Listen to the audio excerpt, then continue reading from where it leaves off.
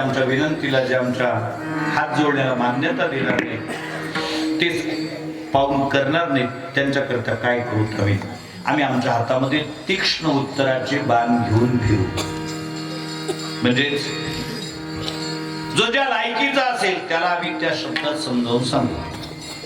प्रसंग विशेष आम्ही शिव्याची लाखोली वार्ताना सुद्धा मागवतो पाहणार नाही. वैकुंठवासी भाऊसाहेब बोर्लीकर म्हणायचे, जगाच्या पटवर्षीत कित्येक लोक आहेत त्यांना काहीच कळत नाही. वाक्य थोडं बारक्याने आहे का? जगाच्या पाठीवर अशी कित्येक लोक आहेत की त्यांना काहीच कळत नाही. काही न कळणं जितकं वाईट आहे ना, त्याच्यापेक्षा जास्त वाईट आहे आपल्याला काही कळत नाही हे सुद्धा काही लोकांना कळत नाही. निदान इतकं तरी कळलं पाहिजे, आपल्याला काही कळत नाही. आणि त्याही पुढे बोलू का,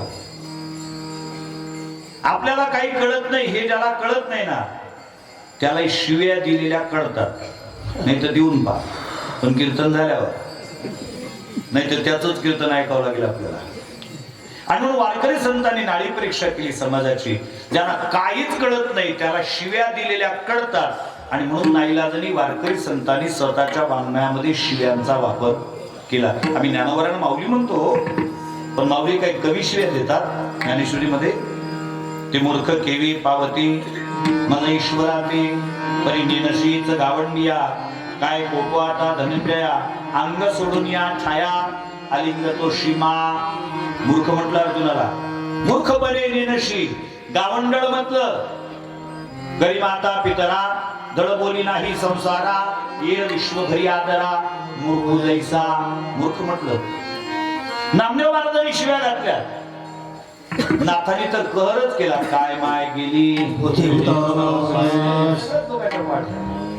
शिव्या घातल्या.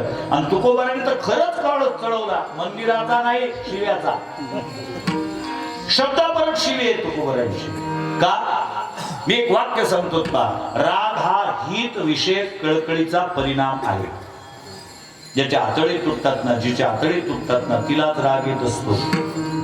समोरच्याचं हित कळते आपल्याला, पण त्याला कळत नाही. त्याला समजावताना राग येणं साहजिक आहे. समाजाला हित, समाजाचं जे हित आहे समाजाला नाही कळत. शोधून आले संत त्याला ते कळून देण्याकरता त्यांनी रागावलेत ते कित्येकदा. एक प्रसंग सांगतो पहा. स्वानंद सुखनिवासी जोग महाराज ज्यांनी वारकरी शिक्षण संस्था नावाची शिक्षण संस्था स्थापन केली. नवे कीर्तनकाराचा कारखाना टाकला.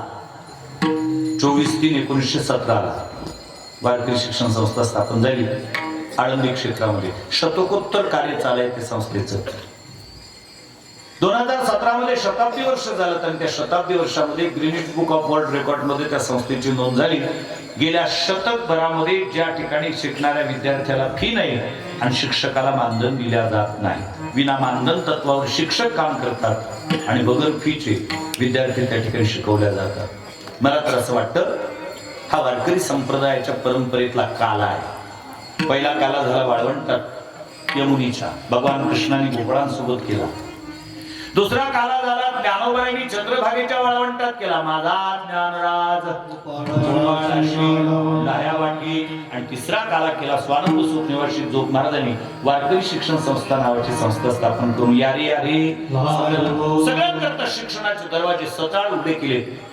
त्या जोग महाराजांचं कीर्तन एका भागामध्ये, आणि ज्या भागामध्ये जोग महाराज कीर्तनाला गेले त्या भागात लोकांना संप्रदायाची काही चवच नाही, माहितच नव्हतं संप्रदाय कशाला म्हणतात.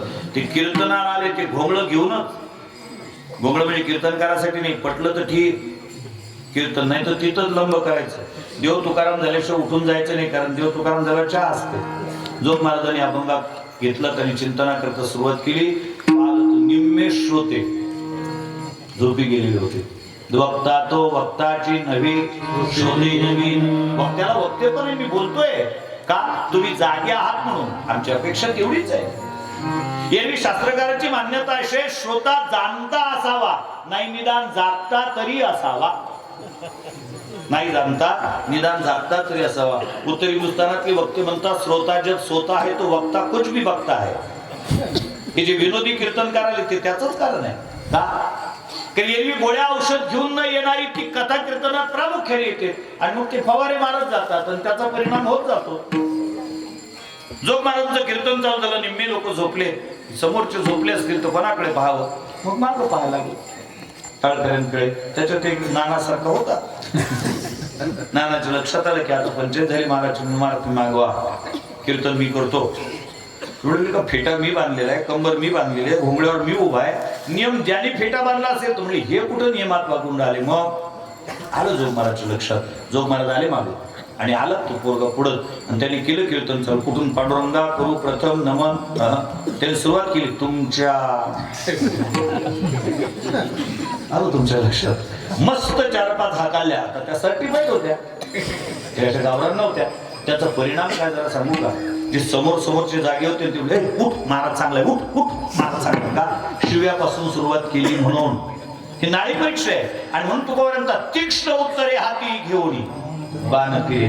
मला सांगितलं पाहिजे, जगद्गुरु तुकोबारांचा तो कालखंड महाराष्ट्राच्या दृष्टिकोनातून नाही, या देशाच्या दृष्टिकोनातून सुवर्ण अक्षराने लिहिण्यासारखा इतिहास होता. कारण त्यावेळेला आमच्या राज्यात 2च प्रकारचे लोक होते, एक हभप आणि दुसरे देभप.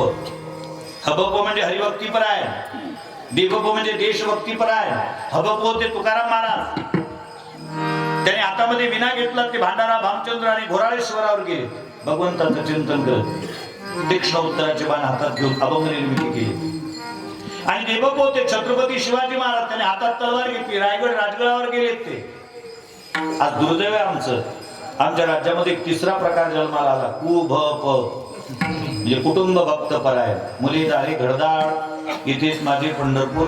काही घेणं देणं नाही आम्हाला, ना देशाचं, ना धर्माचं, ना देवाचं, कोणाचंच नाही. तुकोबारांचं आम्ही तसं नाही करणार. आम्ही तीक्ष्ण उत्तराचे बाण आमच्या हातात घेऊन फिरू.